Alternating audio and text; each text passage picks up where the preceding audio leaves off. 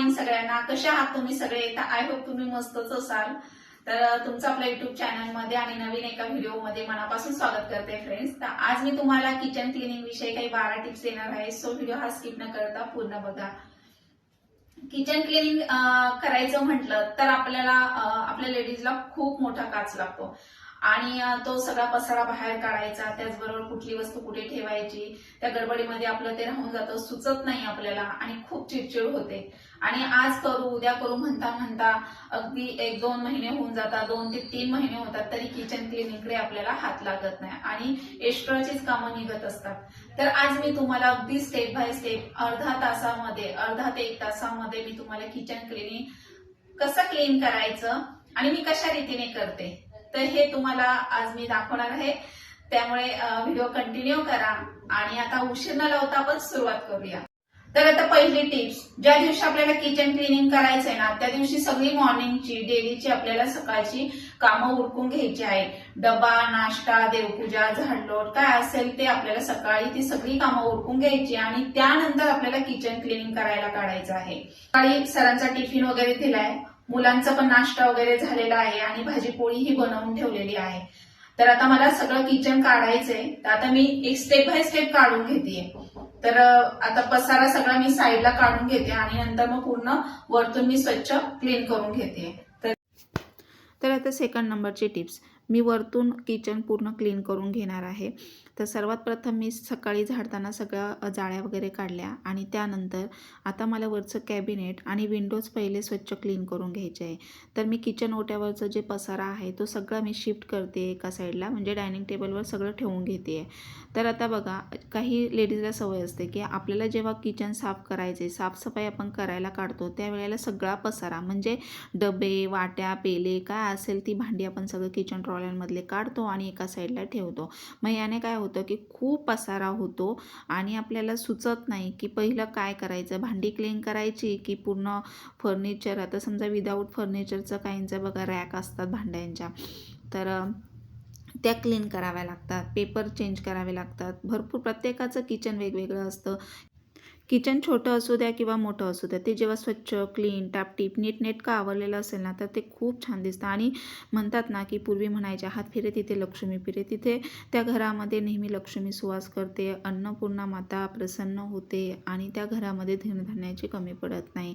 तर असं पूर्वीपासून बघा आपले आजी लोक वगैरे साफसूफ करायचं म्हटलं तर पूर्वी केवढं असायचं साफ करायला किचन. अक्षरशः भांडी वगैरे, पुन्हा भिंती वगैरे सारवायला लागायचे, शेणाने खाली सगळं सारवायला लागायचं. त्याचबरोबर सगळं भांडी बाहेर नेऊन आम्ही तर लहानपणी ओट्यावर वगैरे घासायचो आई जेव्हा किचन क्लीन करायची. परंतु आता एवढं इझी झालेलं आहे की फक्त आपल्याला स्क्रबरने क्लीन करायचं आणि पाणी वगैरे कॉटनच्या फडक्याने स्वच्छ पुसून घ्यायचं. आणि आता सगळ्या याला आपण ड्रॉवर करतोय, प्रत्येक वस्तूला जागा असते, त्यामुळे ते फारसं खराब पण होत नाही.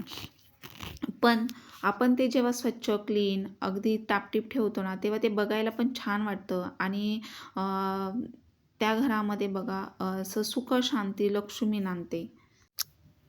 असो, आता मी बघा वरतून सगळं कॅबिनेट पहिलं स्वच्छ क्लीन करून घेतलं, स्क्रबरने पहिले घासलं, त्यानंतर मग कॉटनच्या फडक्याने वगैरे पुसून घेतलं.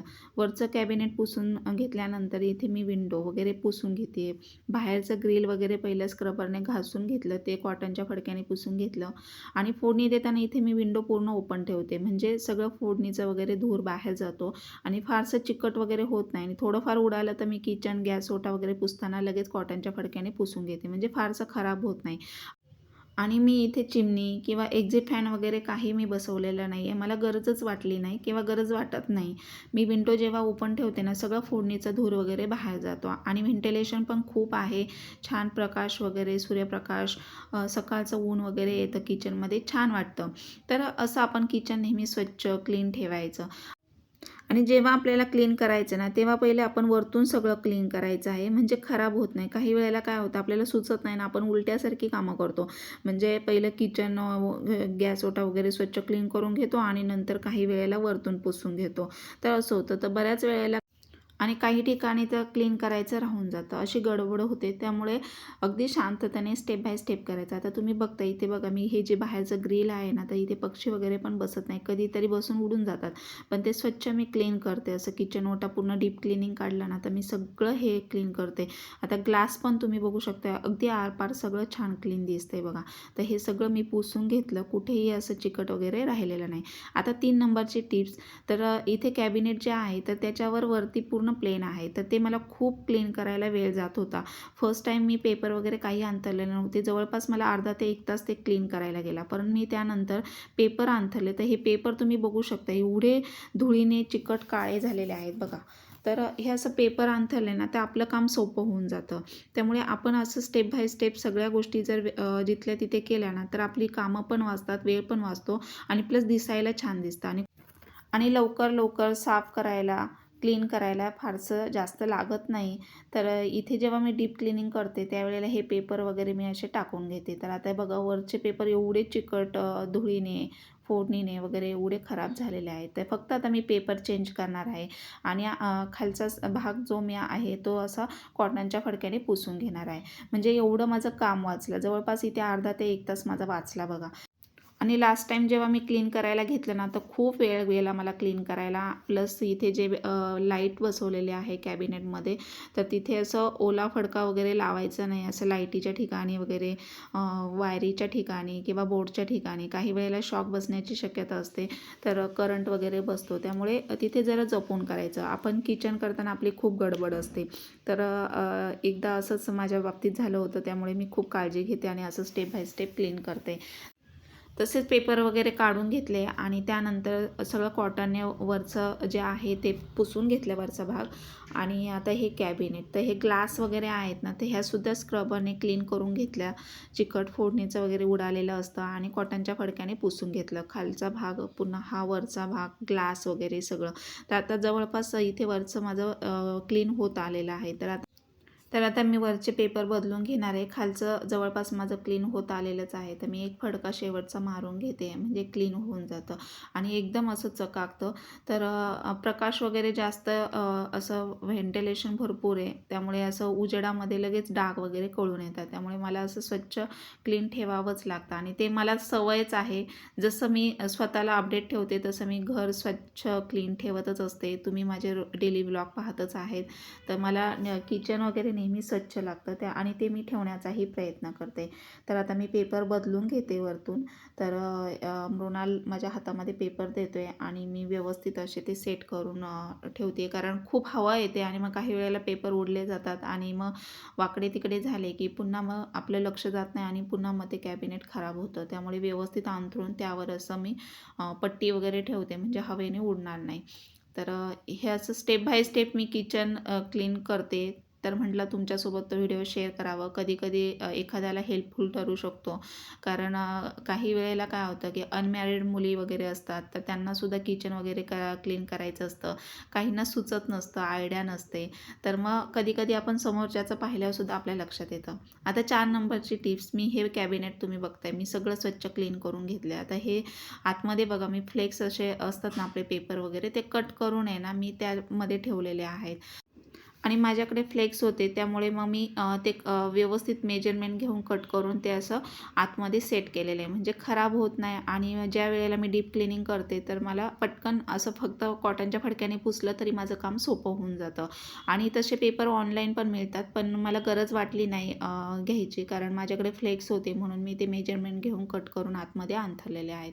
तर आता बघा, वरचं सामान मी सगळं परत लावलं, कारण जेव्हा मी लास्ट टाईम डीप क्लिनिंग केलं होतं ना किचनची, तर मी सगळं क्लीन केलं होतं, म्हणजे जे बाउल्स वगैरे किचनचे वगैरे सगळे मी क्लीन केले होते आता, तर महिन्यापूर्वी. त्यामुळे मी ते स्वच्छ आता तसेच हे करून ठेवलेले आहेत पुसून, कारण मला क्लीन करायची गरज वाटली नाही. आणि ज्या वेळेला कधी मी घेईल त्यावेळेला मी ते स्वच्छ धुवूनच घेत असते. तर असं आपण म्हणजे जिथे गरज वाटत नाही तर तिथे आपण असं व्यवस्थित जर सगळं पुसून व्यवस्थित क्लीन करून ठेवलं ना, तर मग आपलं काम पण वाचतं आणि वेळ पण वाचतो. तर आता वरचं कॅबिनेट सगळं व्यवस्थित क्लीन करून झालेलं आहे. त्याचबरोबर मी आता इथे मिक्सर वगैरे सगळं पुसून घेतलं आहे आणि किचन पूर्ण धुतलेलं आहे खालचं, तर तुम्ही बघू शकताय बघा.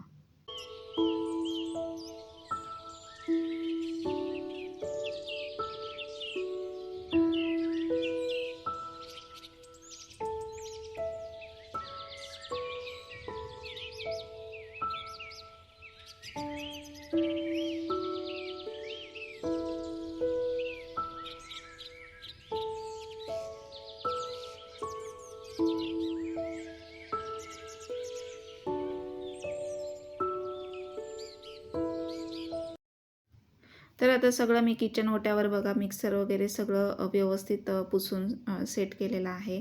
आणि बरेच जण आपण बघतो की किचन धुताना वगैरे मिक्सरसुद्धा पाण्याखाली धुतात.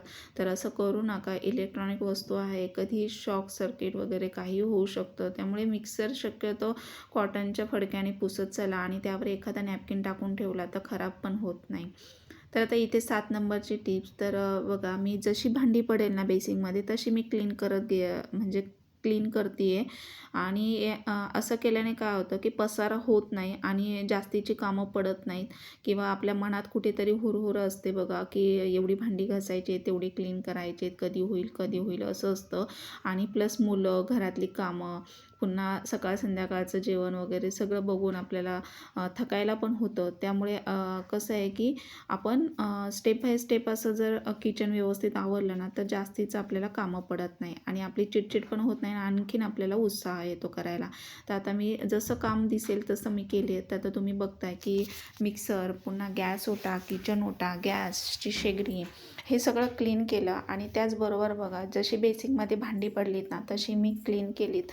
म्हणजे जास्तीचा पसारा पण दिसत नाही आहे आणि कोणी जर अचानक आलं तर आपल्याला गिल्ट पण वाटत नाही की अरे एवढा पसारा आहे. किंवा मग असं आपल्याला बघा असं ऑफवर्ड वाटतं की कोण आल्यानंतर मग एवढा पसारा दिसला आणि ते पण एवढं सगळं चिकट घाण क्लीन करायचं असतं.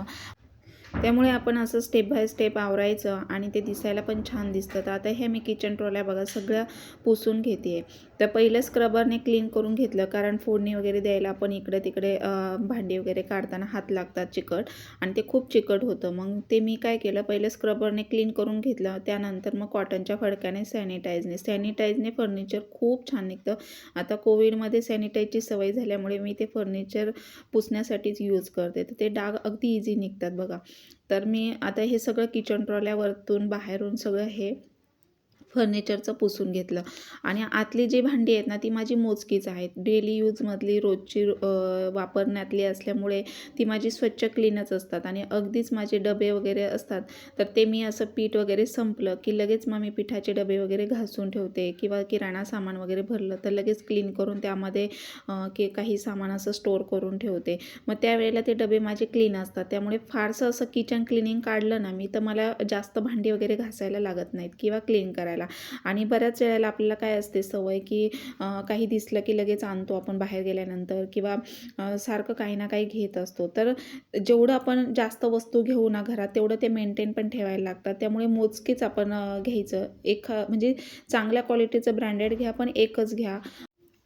बऱ्याच वेळेला आपल्याकडे एकच वस्तू खूप अशा 5-6 असतात आणि त्या तेवढ्या कॅरी मेंटेन ठेवायला लागतात, स्वच्छ क्लीन ठेवायला लागतं आणि खूप पसारा पण होतो. त्यामुळे मग आपण मोजकीच भांडी घ्यावी किंवा मोजकंच सामान घेतलं, काही वस्तू घेतल्या तर ते आपल्याला कॅरी करायला सोपं जातं. आता हे सगळं मी क्लीन करून घेतलं तुम्ही बघताय. आणि त्यानंतर बघा आता मी पॅन्ट्रीज साफ करून घेते. आता हे पॅन्ट्रीजमध्ये मी असं भरण्या वगैरे कडधान्य डेली असं मला लागणारं जे काही किचनमध्ये आहे त्या वस्तू मी इथे बरण्यांमध्ये भरून ठेवल्या. डाळी वगैरे कडधान्य आहेत काही ना काही. तर हे असं मी म्हणजे महिन्यातून वगैरे काही जेव्हा 1.5 महिन्यातून मी डीप क्लिनिंग करते त्यावेळेला मी त्या क्लीन करून ठेवत असते. पण आता मी पुन्हा काढून पुसून घेणार आहे. काही वेळेला मग काय होतं की बघा झुरळ वगैरे होतात, पाली येतात असं असतं. मग ते आपण जर वरच्यावर क्लीन केलं ना तर मग साफसूफ वगैरे असलं तर झुरळ वगैरे होत नाही, पाली पण येत नाही असं आहे. त्यामुळे मी आहे ना हे असं जेव्हा डीप क्लिनिंग काढते ना तर मी हे पॅन्ट्रीज वगैरे सगळं माझं क्लीन करून ठेवते. फ्रीजसुद्धा मी 1-1.5 महिन्यातून असं डीप क्लिनिंग फ्रीजची करत असते.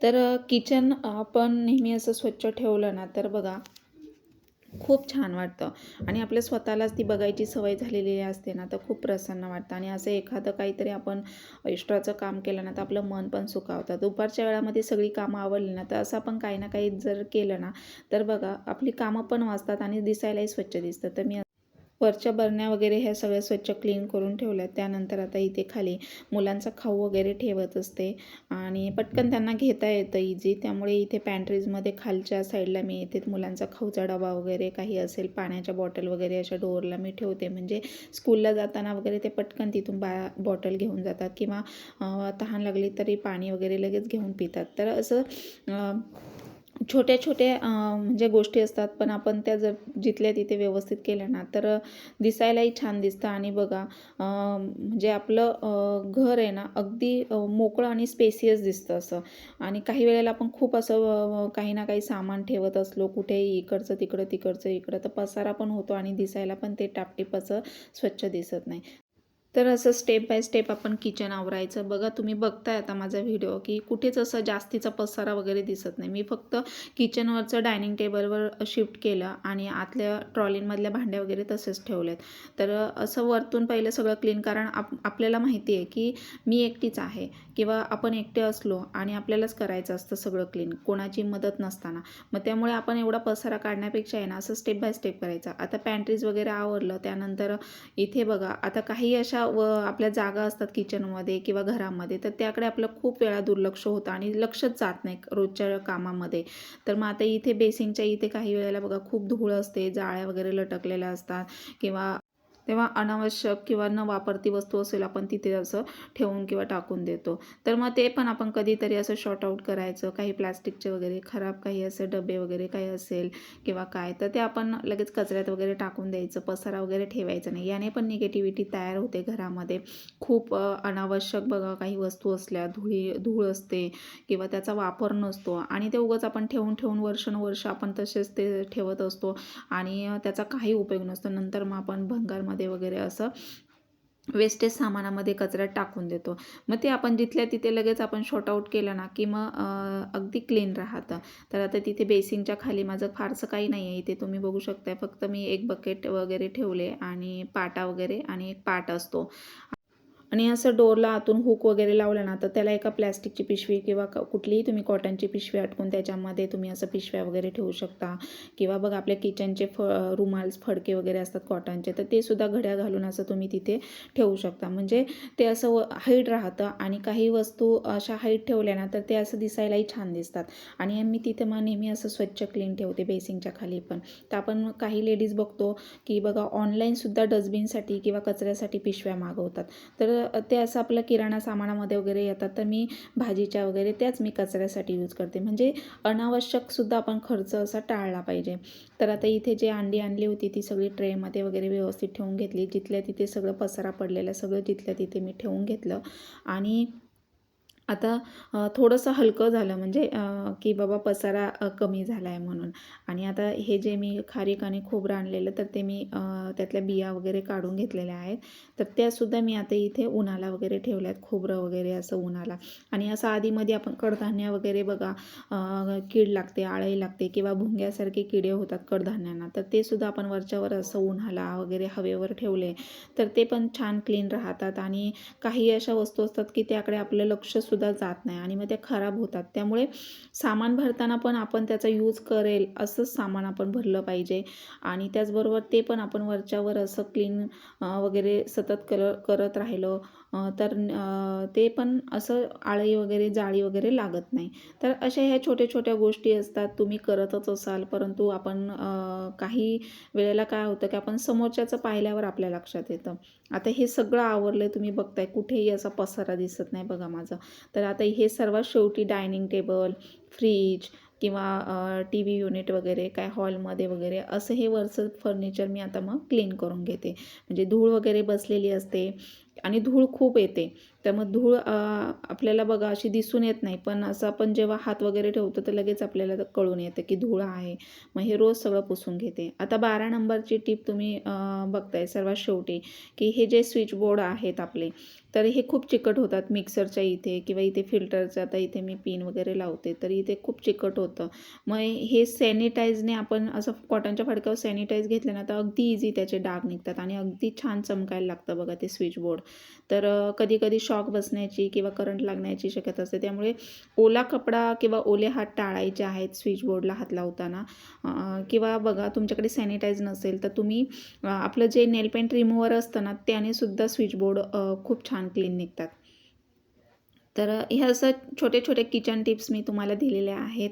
तर नक्की तुम्ही फॉलो करा आणि चॅनलवर जर नवीन असाल तर लाईक करा, सबस्क्राईब करा, बाजूचं बेल आयकॉन ऑलवर सेट करा आणि व्हिडिओ आवडले जास्तीत जास्त शेअर करायला विसरू नका, म्हणजे तुमच्याही मित्रमैत्रिणींना हेल्पफुल हा व्हिडिओ ठरू शकतो.